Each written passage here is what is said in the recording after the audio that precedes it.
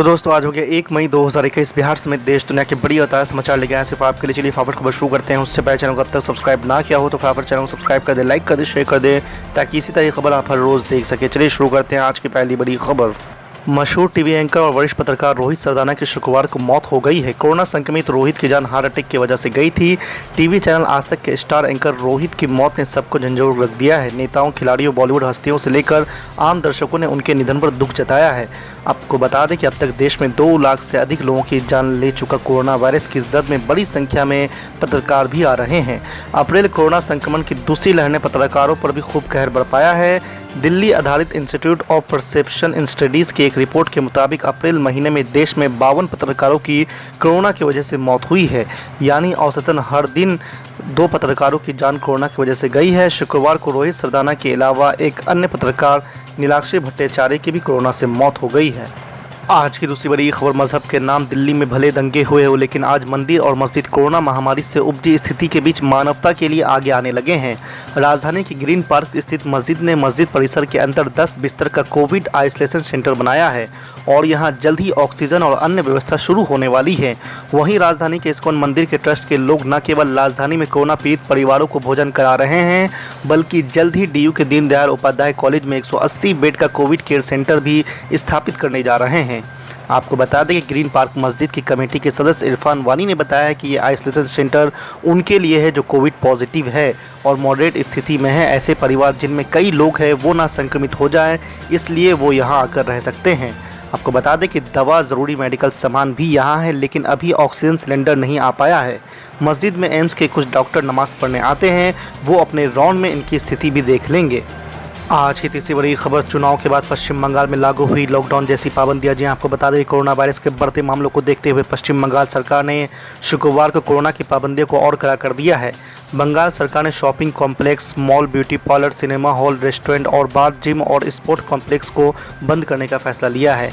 वहीं बाज़ारों और हाटों को सुबह 7 से 10 और शाम को 3 से 5 बजे के बीच में खोलने की अनुमति दी गई है। आपको बता दें कि राज्य की दवा की दुकान, चिकित्सा उपकरणों की दुकान और किरानों की दुकान को बंगाल सरकार की कोविड-19 संबंधी पाबंदी के आदेश के दायरे से बाहर रखा गया है। इसके अलावा घर पर सामान की आपूर्ति की इजाज़त होगी। अधिकारी ने कहा है कि बंगाल में अगले आदेश तक सभी सामाजिक, सांस्कृतिक, शैक्षणिक और मनोरंजन संबंधी कार्यक्रमों में लोगों के जुटने पर अगले आदेश तक रोक होगी। आपको बता दें कि पश्चिम बंगाल में गुरुवार को कोरोना वायरस से एक दिन में सबसे ज़्यादा 89 लोगों की मौत हो गई है, जिसके बाद मृत्यु की संख्या बढ़कर 11,248 पहुंच गई है। वहीं स्वास्थ्य विभाग ने बताया कि राज्य में पिछले 24 घंटे में 17,403 नए मरीजों की पुष्टि होने के बाद कुल मामले 8,10,955 हो गए हैं। आज की चौथी बड़ी खबर। बिहार में चारा घोटाले मामले में सजा याफ्ता सह राजद सुप्रीमो लालू यादव जेल से रिहा हो गए हैं। हाई कोर्ट से जमानत मिलने के 12 दिन बाद वो जेल से बाहर निकले हैं। वो झारखंड के दुमका कोषागार में अवैध निकासी से जुड़े मामले में 19 मार्च 2018 से सजा काट रहे हैं।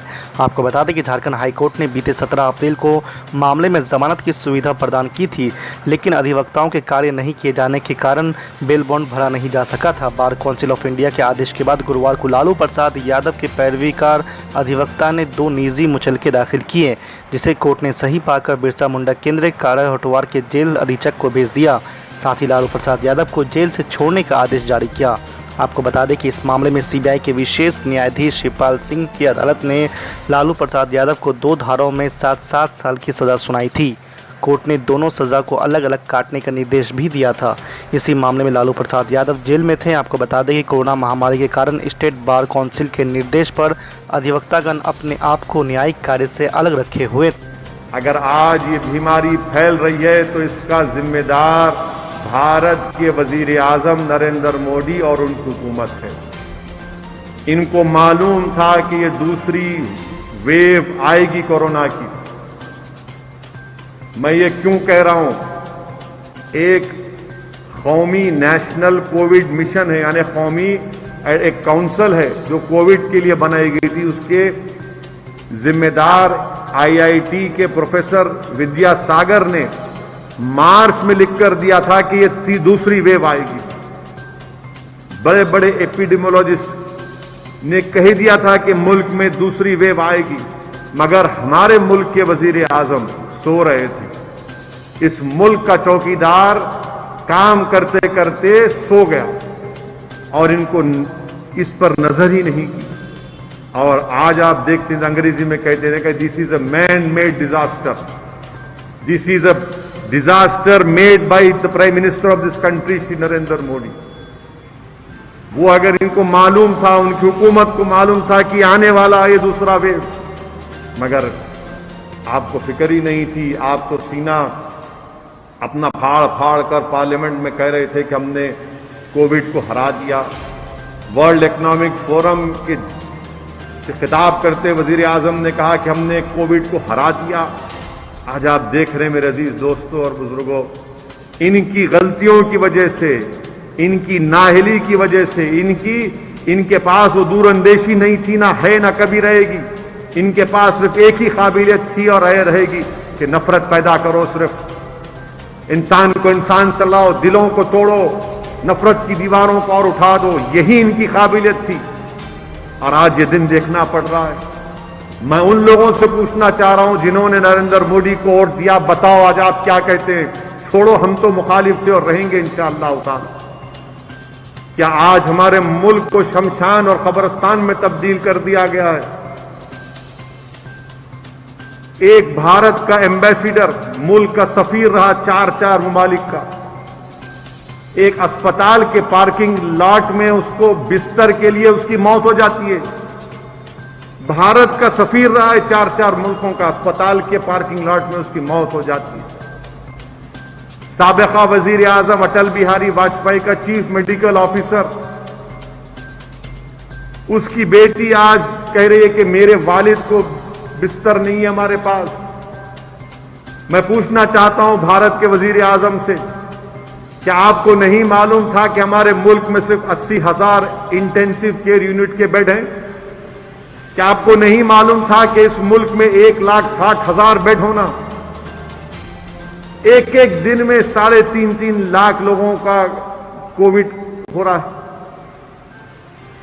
सौों नहीं बल्कि हजारों की तादाद में लोग मर रहे हैं हमारे मुल्क में, हजारों की तादाद में लोग मर रहे हैं। कल उत्तर प्रदेश के सहारनपुर में एक शमशान घाट में 150 चिताएं जलाई गई, 150 चिताएं जलाई गई।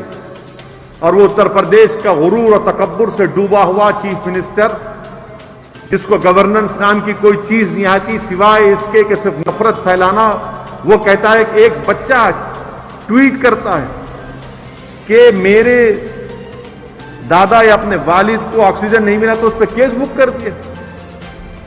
क्यों नहीं निकलते वजीर आजम, क्यों नहीं निकलते उत्तर प्रदेश के चीफ मिनिस्टर? जाइए ना अस्पतालों में जाकर देखिए क्या हाल हो गया है। क्या किया आपने, बताइए आपने?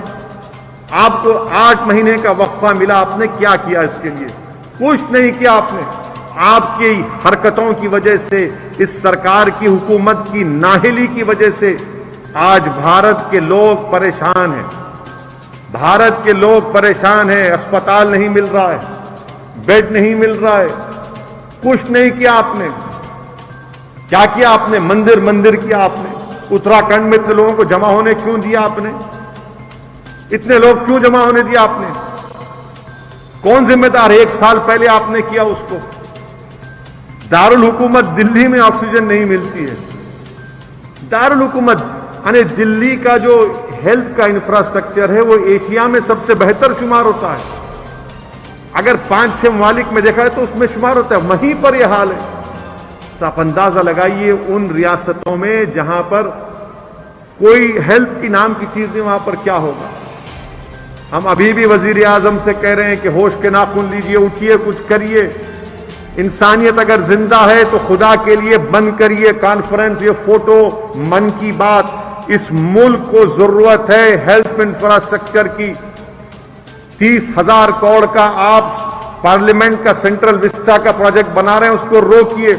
वो पैसे आप रियासतों को दीजिए ताकि रियासतें को अपना बोझ ना उठाना पड़े। और भारत के 130 करोड़ जनता में जितनों को फ्री में दिलाइए वैक्सीन। आप अप्रैल में आप मीटिंग करते हैं और कहते हैं कि आप कर लो।